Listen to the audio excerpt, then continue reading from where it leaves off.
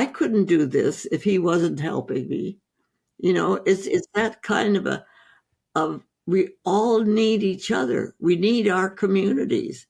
And if we're feeling alone, it's our choice to find our community.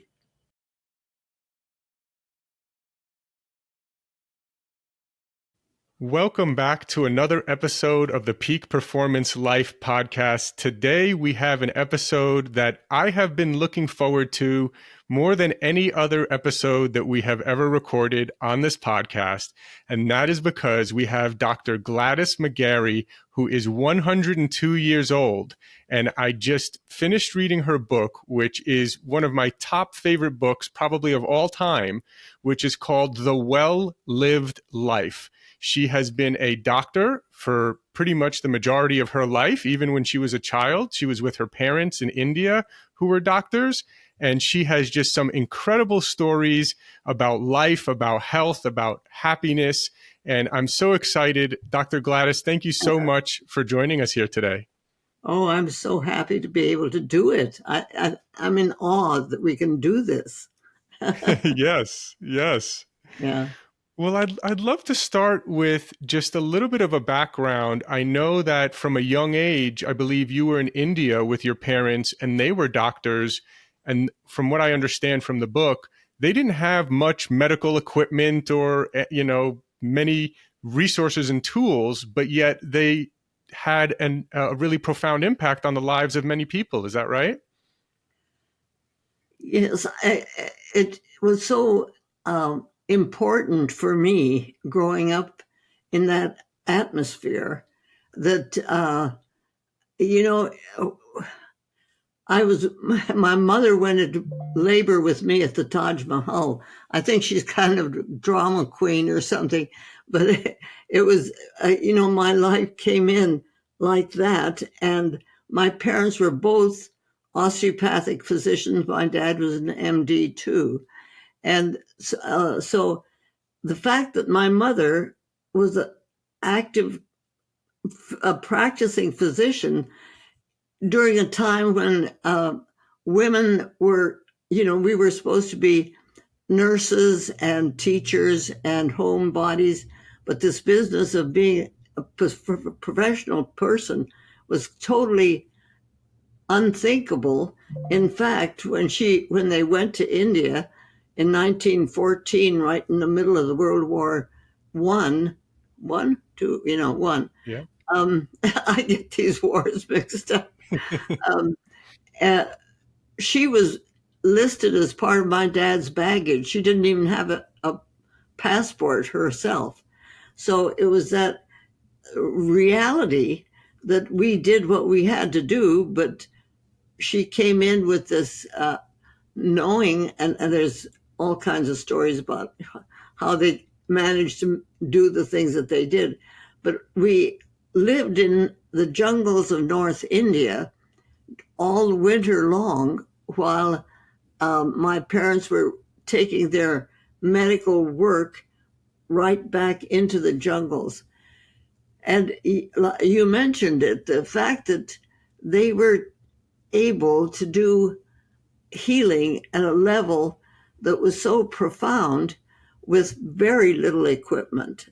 They had some quinine that they were able to use and some, things that they were able to, some medications and so on that they were used, but they had no actual equipment.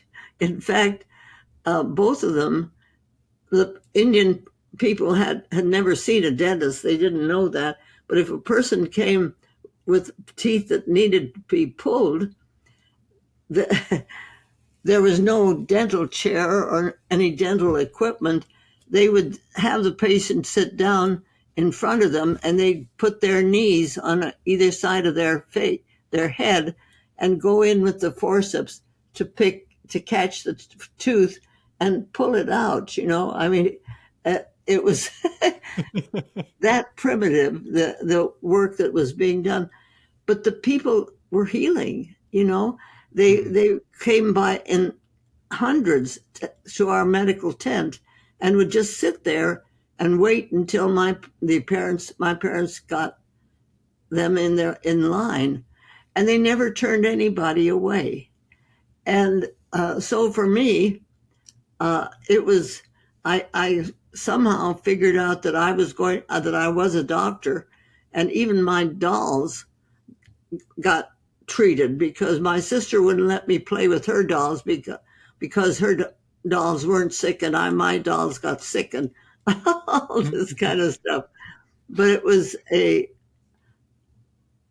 in my estimation, it was an almost a magical way to grow up in the jungles there, because my dad and my brothers and I also the big animals were in the jungle then. I have a tiger that I have on my wall here, have for years. The skin, I don't have the skin of a tiger. And I have the skin of the leopard that I shot. But they weren't trophies. They were animals that were attacking villagers, and the villagers had no defense against them. They had traps and so on that they tried, and it helped, but these big animals would come in and really. So my parents did that kind of work too, which was amazing. It was a wonderful life for me. Yeah. Speaking of big animals, there's a story in the book that people must read, the whole book, and it's full of incredible stories. But I think I'll always remember this one where you tell the story of how, because your mom was such a well-known healer, an elephant was in pain, and they actually brought an elephant to her and said, please, fix this elephant, and how she started talking to the elephant and saying, oh, there you go. Oh, you nice little elephant, like talking all nice, and actually helped heal the elephant, right? Oh, yeah. Yeah, it was a time when my dad and my brothers were on a hunt. And so my mother and me and my two siblings were at the camp. And so I was helping her at the tent, at the medical tent. And here, this Mahout, the elephant boy, came walking in with this elephant. And he said to my mother that this is our Raja's favorite elephant. And he got injured when they were on a hunt, stepping on a bamboo stump, and we can't get it healed up. And so the Raja has sent the elephant so that you can take care of it. And my mother looked at him. She said, well, I don't treat elephants. And he said, you're a doctor? And she said, yes. He said, you treat elephants. She says, all right. And so she started. And for me, it was a lesson in how we are interconnected with the living world around us. I was about 9 years old, and she just went up to the elephant and patted on its snout and started talking to it, and reaching around. Now my mother was 5'1", and this elephant's leg was bigger around than she was. Okay, so she's working around and talking to the elephant, and she tells me to go get from the medicine tent the forceps, the syringe, and some potassium permanganate. Now I knew how to do that because I thought I was a doctor already anyway, so I got the things and brought them to her. She began probing the elephant's the pad of its foot. She got to lift its foot up, and she got probing with the syringe, the forceps, and she found a piece of bamboo that was about 6 inches long that was stuck in there, that had broken off from the stump that is. So she worked around until she got it loose and got it out. And then she took the potassium permanganate and syringed it out, cleaned up the wound, put some ointment on, and told the Mahout what to do to take care of it, and said, and bring him back tomorrow, and because I want to see how he's doing. So not when for us kids and the Indian kids that were all around too, the elephant we were on banked on, we were just our camp was on the bank of the Ganges. So we went down into the Ganges, and the elephant walked into the water, and put us on his back and squirted us with water. We had a living shower that was going on there. It was a wonderful time in my life, a special time where I learned not just what fun it was with this elephant, but how important the lessons were that my mother was teaching me by just being who she was. Yeah. That's a truly amazing. And I want to transition a little bit because I'm sure many people are wondering about life lessons, lessons that you've learned over the years with regards to health. And I know you talk in the book about one concept of like fear versus love, right? And how you've seen difference in your patients who are very fearful versus those who turn to love and become more loving and things of that nature. Is that something you've seen consistently over the years, or can you talk a little bit about that with patients that you've seen that, maybe some of the differences between people who have been able to heal themselves? I know you're a 2-time cancer survivor yourself, right? So people who heal themselves versus those who maybe are trapped by fear.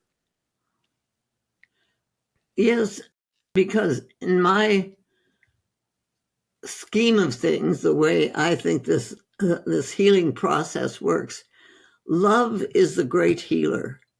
Love is the most important aspect. The modalities that we use are secondary to the method in which the modality was applied and worked with, and the relationship between the patient and the person that is doing the work with the modality. So it's a very active process that I've put in kind of a structure around it that helps me understand some of the things I've tried to understand. And that's what I call the 5 L's. How love actually is the greatest healer of all times. They say God is love. Well, that's the whole healing process in one thing. But the 5 L's are life, love, laughter, labor, and listening. But the first two, life and love, they have to go together. They don't function without the other.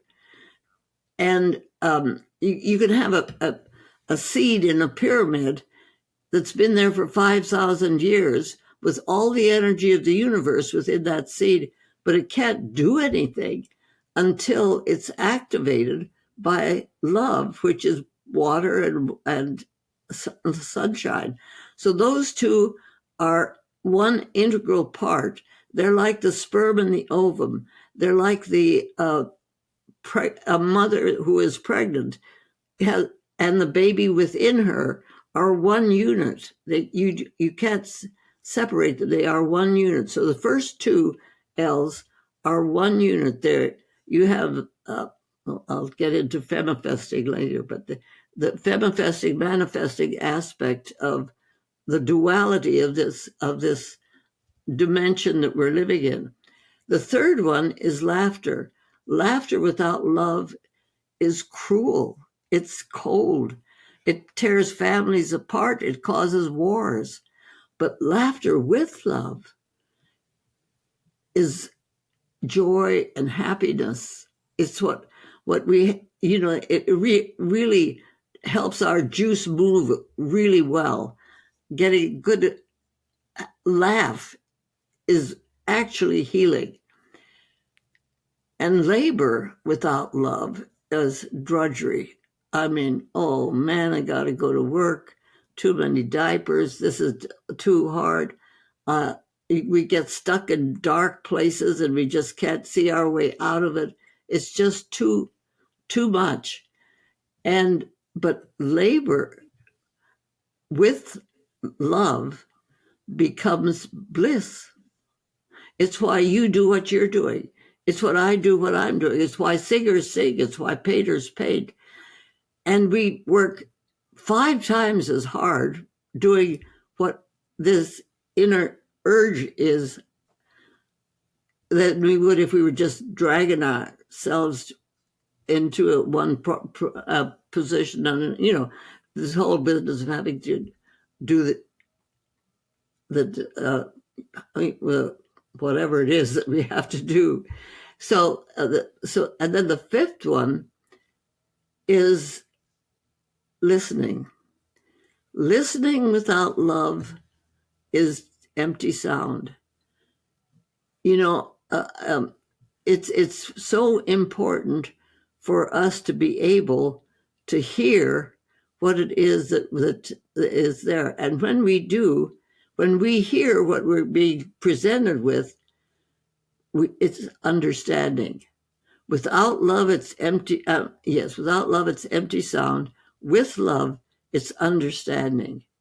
It's what makes things possible. It's like my oldest son is a retired orthopedic surgeon. And he came through Phoenix, and he was going down to Del Rio, Texas, to start his practice in orthopedics. And he said to me, "Mom, I'm real scared." He said, "I'm going into the world. I'm going to have people's lives in my hands. And I don't know if I can handle that." And I said to him, "Well, Carl, if you think you're the one that does the healing, you have a right to be scared. But if you understand the work that you're doing, which orthopedic surgery, if you need an orthopedic surgical procedure done, you better get a good orthopedic surgeon, because this is something, it's techniques and science and all kinds of things. So your job is to do your job to the best of your ability with love, because what you're doing is contacting the physician within that patient, who now, if that patient is being properly listened to and worked with, that patient's physician within them takes over the healing process. You support that colleague within the patient. And so I know that's what my parents did in the jungles of North India. I know that's what we did and when I was practicing and we started the whole business of holistic medicine and stuff, it was recognizing that we have this duality within our nature of having the physician within us, which is what does the healing, but we need help from outside sometimes. Sometimes it's a process that needs the support, like my parents pulling an abscessed tooth. The Indian people couldn't get it out themselves, but they had forceps and they knew how to do this and they did it, as simple as that. Or the immense work that's being done now with stem cells and so on, that is ways in which we have, just like being able to talk to you right now, we have ways of communicating with each other that were never here before. They weren't here before. Not that we were able to use. Yeah. Yeah. Another thing I love along those same lines that you mentioned in the book as well is that many doctors, will just look at a symptom, look at what they need to prescribe, versus something that you did in your holistic practice was that you would ask the question, how did this problem occur? What is the root cause of this problem? And kind of looking at it in a different, through a different lens. And it seems like you also look at things much more from a holistic level, in that not everything is just what the symptom says it is. A lot of things maybe have other deep rooted or psychological things that are impacting as well. I needed to hear the story. I needed to hear what that physician within that patient had to tell me. It was what my mother got from the elephant by touching the elephant and understanding what had happened. It's that ability to really reach past the boundaries that we live with, and reach into the aspect of loving each other enough that we can really do this kind of the work that needs to be done. It's a cooperation.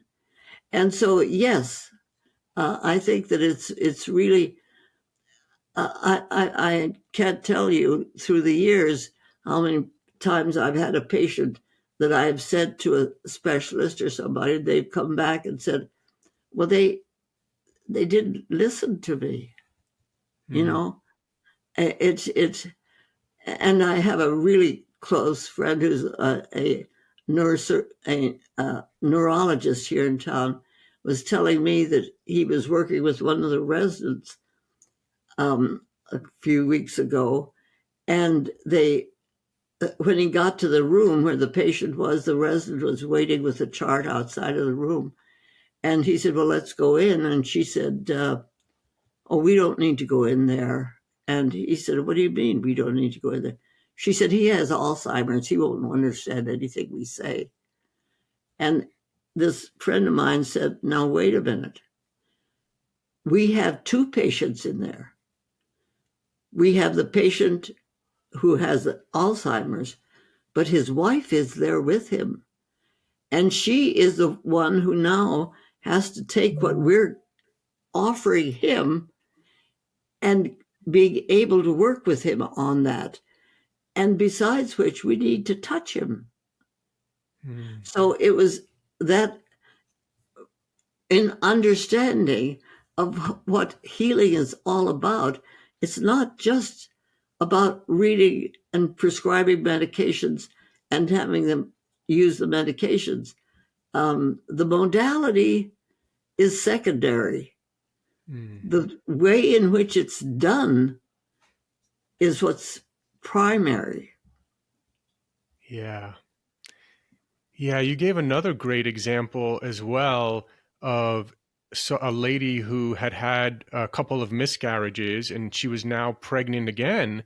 And she called you up very fearful, afraid that she was going to lose the baby again. And you basically told her, you encouraged her to switch the fear into love and to talk to the baby and say, I love you, and we're looking forward to having you as a part of our family, and we can't wait till you come out.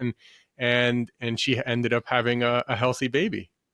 Yeah, I sent her home to bed, get off your feet, put a castor oil pack on your abdomen, and write the baby a song, write the baby a letter, talk to the baby. When you feel the baby kicking you here, let them know, that you really love this baby, and you want to help this entity coming in. And it's the reality of this duality is fascinating to me, because here we have entity being born within the mother, but one can't be without the other. They have to be, the process has to work together. And I had an interesting experience about, I don't know, about 10 years ago or so. Some decades do this to me. I don't know. Time is very flexible. But I had a dream.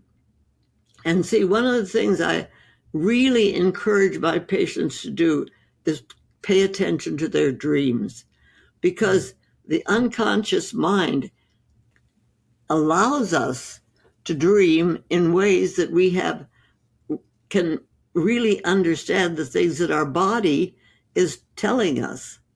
And so it's a matter of working with the whole thing. Well, anyway, this dream was, I woke up with a huge crash, and I woke up and I was kind of in the dream and out of the dream. And I found myself in a valley in the high Himalayas. And on the right-hand side of the valley, there was a young woman just splayed out on the ground, barely breathing. On the left-hand side, there was a huge man dressed in armor, and he was in the same position, barely breathing. And the words came to me, these two aspects of humanity have been fighting each other fist to fist for eons. It's time they put their fingers together and understood what they were and how they are supposed. Anyway, so I got the message, and I was talking to a friend of mine who is a very wise lady, Rosalie Dearhart, and she said, she said, I've been thinking about manifestation, how things manifest and become real here in our world. But she says there's another word that I'm coming up with. She said manifestation is like Jacob's ladder. You step up one step, and you get a degree, and then you practice, and then you go one step to two step, all up Jacob's ladder. But I think that we women are on a different scale. We have a spiral. We don't have Jacob's ladder. And we can sit on the second rung of the spiral and know what's on the fifth rung of the spiral and know what's going on in the second rung. And it's that ability of our being that is so important, that we have this aspect of being both the process as well as the whole manifestation. So when you put that together with the pregnancy, the mother's, everything she eats, the baby eats. Everything she thinks, the baby thinks. They are one unit. But when that baby takes its first breath, it manifests. It becomes its own person. It claims its own name and its own position in this world, which no other person in the whole wide world has. It comes right into that position where it's here for this time to do what it needs to do, and here it is as a manifested being. Amazing. What advice would you... That's called femifestation. Okay, excellent. Yeah. What advice would you have actually living to over what actually my ultimate goal in life is for myself, my wife, and my two daughters to all live over 100 years old, to live happy, healthy lives as a close-knit family. So what advice would you have to people who want to live to over 100 years old and to do so, obviously, in a happy, healthy way? It's what we're talking about, Yeah. First of all, is recognize that we have a very special place in this very special time that no one else has. There isn't anybody else that can take my place or your place or my son's place or anybody else's. It's like a huge jigsaw puzzle. And each piece, and the world to me is like this huge jigsaw puzzle in time. And we have a piece that is our piece. And at this point in time, no one else can fill that space. There isn't anybody that can take that space. So if we don't recognize how important we are to the proper functioning of the universe, we are downplaying who and what we are. See, I think, well, this is just my idea, but I think that God, whatever God is to who each one of us, when God created the universe and he looked at it and he thought, oh, this is really beautiful. I mean, this is really great stuff. And he was glorying in what had been created. And then he created the human being. And he said to the human being, you are the only living aspect of this whole creation that has free will and free choice. Mm-hmm. So I now give you dominion over the whole universe. And we, in our arrogance, thought he said domination. And it's not domination. We have dominated this universe. We've taken over it. We've been very cruel to it. We've done a lot of things to it that are, I think Mother Earth is telling us a few things. Anyway, I think that what I'm finding is that people like you and people like around the world who are reaching for our true humanity. I think it's what E.T. was reaching for when he was looking for home. I think it's this inner aspect of our being that is saying there is something here that is more important than money, that is more important than other things. And it's recognizing that aspect of our being is what does that aspect does the healing. And the thing that I understood after Rosalie and I had been talking was that the woman was on the right-hand side, which is the masculine side, and the man was on the left-hand side, which is the feminine side. And we'd gotten all mixed up about what we should be doing and how we should be acting and so on, instead of looking to ourselves and finding out what it is that is within us that really understands what it is that we're doing. And life itself has to move. If it isn't moving, it dies. And it gets stuck. It gets, if we're looking over our shoulder all the time for how awful things are dark and mean and all of that, we're going to have an awful stiff neck.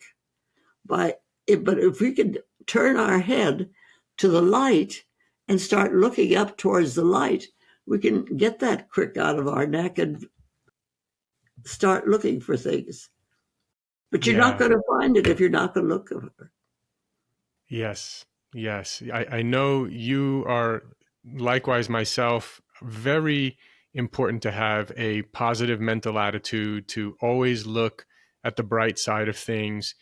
For people who maybe struggle to do that, what do you think, or what is some advice you would give to people who say, well, my life is not great, I'm not doing what I'm meant to do right now, or I don't like my job, or I'm not in the right relationship yet? What advice would you give those people? For one thing, there are a lot of people like yourself, and a lot of people are hurting. And sometimes just looking for those people or for that person, or looking for a friend. You don't find friends if you don't looking for them. But if you start looking for somebody who may be going through the same stuff you are, maybe not. Maybe what you're looking for is somebody who's just having a really good time in this life, who really can help you to see what it is that makes you laugh. I have a friend who really her her kind of her mission in life is to make people laugh. And if they don't have anything that is funny, she'll have a workshop of laughter. Is just when you stand up there and you laugh just because you need to laugh, and you just make yourself laugh. Because what happens then is that your diaphragm kind of tickles the adrenals, and the adrenals, which is where fear sits, gets kind of shifted around, and all of a sudden, or not all of a sudden, after a while, doesn't matter. At some point, you get it, and you're laughing because this is a pretty silly thing to do. You're laughing because you're laughing because you're laughing. It's just looking for something, being aware that there's something more in life than the dark pain that we've been living with. And, when I started grade school, I couldn't read and I couldn't write. I had dyslexia so bad, and we didn't have a word for it. My teacher decided that I was just stupid, and I was the class dummy. And so for 2 years, so I flunked first grade. And so for 2 years with the same teacher, I was going through this dark night of my soul, which I was really, really hurting at school. But at home, it was a completely different story. At home, not only did I have a family that nurtured me, but I had an ayah. Now, an ayah is like a nanny or somebody that was taking, but this ayah was ignorant. She couldn't read. She couldn't write. She was, our ayah. And she was the epitome of love for me. Whatever else she couldn't do, she loved me. And she would be sitting, we lived in the Himalayas, the school was there. And she was sitting at the top of the hill there on our veranda, waiting for me. And when she saw my head coming up over the edge, she'd yell, Idrao, come here. And she'd pull her chadar out and hold it out like this until I climbed in, and she would cuddle me. And I'd stay there until my world came into view and settled itself. But it was that all through my life, there have been these people unexpectedly, no, not unexpectedly, who I call living angels. They're people who step up and help me do what it is I need to do. My son John here is a retired Presbyterian minister. I couldn't do this if he wasn't helping me. It's that kind of we all need each other. We need our communities. And if we're feeling alone, it's our choice to find our community. If we keep saying, well, I'm all alone and nobody, it's time maybe for you to start looking around and seeing, is there maybe somebody else who is feeling the same way? And is there somebody who is not, start looking for a friend. start looking for somebody that you can befriend. Mm. You can reach out to somebody. It's sort of like if I have a flashlight and I'm walking down this dark path and I can see as far as that flashlight lets me see. That's as far as I can go. But while I'm doing that, maybe there's a little flicker of light over on this side or a little flicker on this side. If I take my flashlight and put my light over there, it lights up their whole light. And all of a sudden they see things around them that they didn't know were there. People who can help them, or whatever. That's beautiful. That's really beautiful. Is there anything that you regret, or maybe regret's not the right word, that you wish you would have done more of in your life or done differently, maybe? Oh my, yeah. When I started medical school, it was right in the middle of World War II. And the whole process of birthing babies, somehow, in the scheme of things, the whole concept of birthing babies shifted, and we took the process away from the woman who was giving birth, and we put it in the hands of somebody else, because at that time we put women into what was called twilight sleep, totally anesthetized them. My first two sons, I birthed that way. I didn't know that I had sons until 24 hours later. I found out the baby was a boy. But it was that, I think that it was when people began to feel sorry for women who were in labor and decided that they really could help with that. So they anesthetized the woman, and we developed the ability to use forceps and help birth the baby. Now, I got really good at doing that. I could help bring an after coming head on a breech baby and be able to deliver. I mean, it was techniques that we learned. And as I got more into the whole process of what birth is really all about, I realized that this was what we have done has been to take the woman's power. The one thing we can do and do really well is birth babies. I mean, we really can do that. And by accepting the fact that we have to be delivered of babies, we have totally removed that possibility from the woman.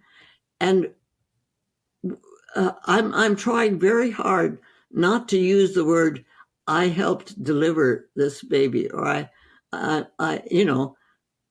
I helped with the labor and so on, and I delivered the baby. No, no, no, no. The mother is the one who has the ability and the power to deliver this baby. And so you say, I regret the fact that I didn't understand that at the time when I was doing this.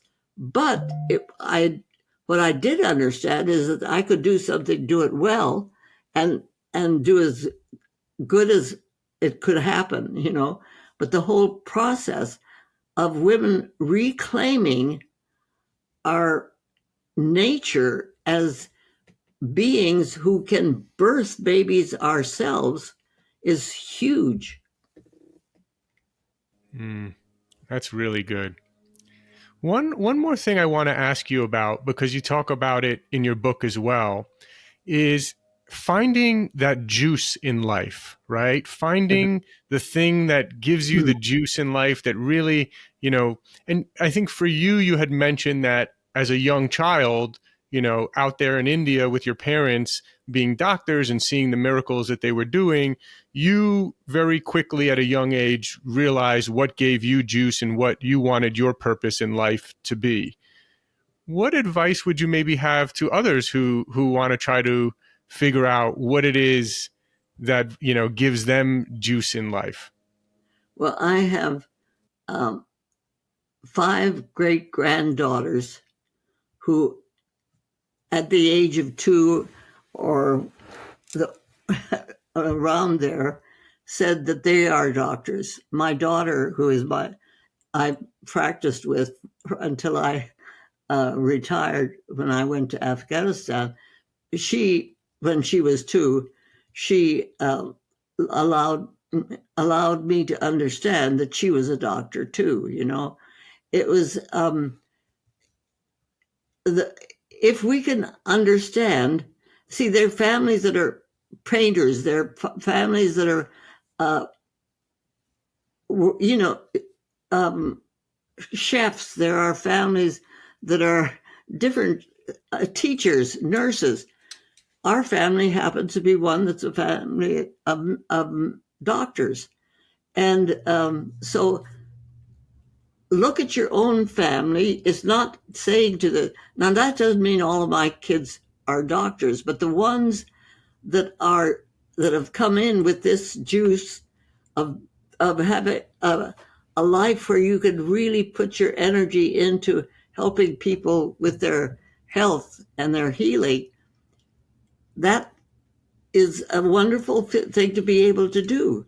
But then whatever it is that you as a family are, now you're talking about whatever it is that you're doing, but it's not so much saying to your kids, you should be a doctor or you should be this. I have a son that is a psychologist and a grandson that's a psychologist. I have, a nurse, and these people, they choose what they want to choose, but we have the really environment in which no matter what they choose, they're accepted, and they because that's what they came in to do. That's what their juice is. So our process is not saying, well, I've got 5 great grandkids, that it's the process of accepting that whatever it is that this child is saying is the thing that they're trying to tell the world they came in for. It's like the one that's a psychologist. He came in the room when he was 3, and he says, Mama, I know something. And I says, Bobby, what is it? He says, if I make a friend and he makes a friend and he makes a friend, it's going to go all around the world and come back to me. Of course, he's a psychologist. And Wow. then this one that's helping me now, he comes in when he's 7 years old and he says, I wish Jesus was here. And I said, well, I kind of do too. Why do you? And he says, because I've got questions. And I says, well, can I help you? And he says, but you don't have the answers. And I said, well, try me, see what. And he says, well, okay. He says, how can God be if he never got started? And I said, oh, yeah, okay. Well, maybe it's like a circle. It doesn't have a beginning or an end. And he says, I knew you didn't have the answers. And he goes off. But you see, what they were doing was actually admitting to themselves and to the family and to the world around them what it is that was their juice. That's so great. What I'm saying this for is help those of us who have found a place where we found our juice, look for others, that are there, because maybe there's some others who were damaged when they were little and that nobody saw this, or maybe somebody tried to push them into another uh, profession or another thing. Maybe you were born to be a seamstress, for crying out loud. Maybe if the most important thing for you is to put that needle through and make beautiful things, find what it is that makes your heart sing. Maybe it's being a gardener, getting beautiful plants and flowers. I don't know, but whatever it is, follow it, look into it, find out about it, because every aspect of healing and life is connected to us. Beautifully said. Dr. Gladys, this has been an absolute pleasure of mine. Your book called The Well-Lived Life, a 102-year-old doctor's 6 secrets to health and happiness at every age. It's available everywhere now. It's one of my favorite books. There's very few books. Yeah, there's very few books where you can actually learn a lot of things, hear some incredible stories, and have a smile on your face, because it's just such a feel-good book, so many feel-good stories, and I'm learning at the same time. So it's a really, really special book, and I highly encourage everyone to read it. And it's been an absolute joy to spend this time with you here today. Is there anywhere else that people can maybe follow you, or anything else that you would like to tell people about? Gladys McGarey, John? GladysMcGarey.com. See, isn't that hard? And yep. On Instagram. And the Foundation for Living Medicine. Okay, Foundation for Living Medicine, GladysMcGarey.com, and you're also on Instagram. That's incredible. Love to hear it. She's got about amazing. 35,000 followers on that now. So. Yes. Hopefully, I'm sure that will grow to a lot more. And thank you so much for spreading this message. He's the one that wanted to see Jesus, Yes. When he was 7. And now I'm a preacher. Well, thank you so much, and highly recommend the book. Highly recommend you follow Gladys. I'm going to follow you on Instagram myself. Very interested to continue to see how you continue to live such an incredible life and have so much wisdom to share. So thank you so much for joining us here today. Thank you. Life is a wow. It's Yes, so amazing. Thank you.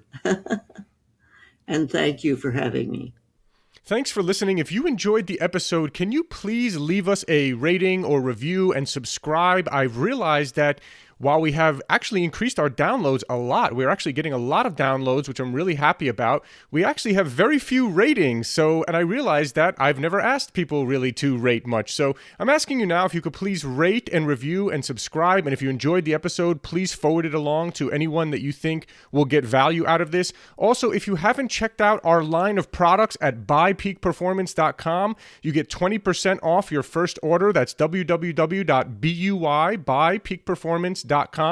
We have some incredible products, including our organic high-altitude coffee. If you don't know this, coffee is one of the most heavily sprayed with pesticides out of any crop. So it's really important that you drink organic coffee. We've gone above and beyond to source what we believe is the highest quality and healthiest organic coffee in the world. We're also famous for our organic green superfood powder. You can get 20% off of that as well at buypeakperformance.com. We also have an organic vegan and paleo plant protein. See, most of the vegan proteins out there are using brown rice protein, which is really not a good source of protein, and it's also a grain. And if you're paleo, you know that grains tend to cause inflammation in some cases for some people. And so we wanted to make one that was paleo friendly and vegan and organic. We made an amazing amino acid profile, so it's really one of the best plant proteins for muscle building. So you can check out Peak Performance Organic Plant Protein. You can find that on our website. Of course, all our products are on Amazon as well. So thanks again. And again, please, if you enjoyed the episode, please forward it along